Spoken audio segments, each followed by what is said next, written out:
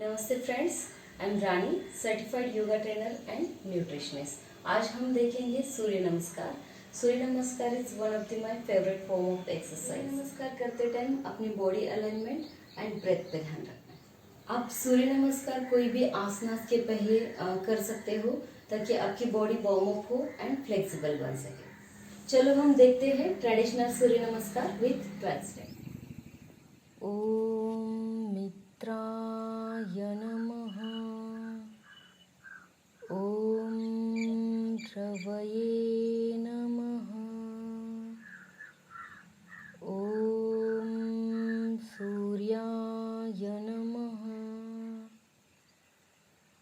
ओम भानवे नमः।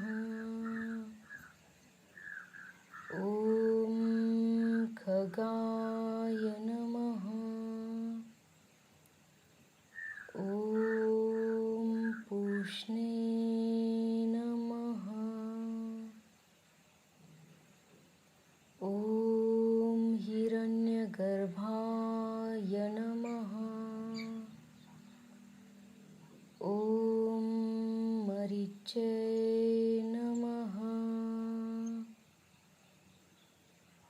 ओम आदित्याय नमः।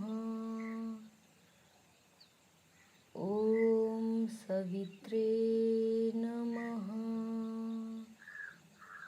ओम अर्काय नमः। ओम भास्कराय नमः। So friends, I believe you liked my video. So please share, like and subscribe. See you next time. Thank you.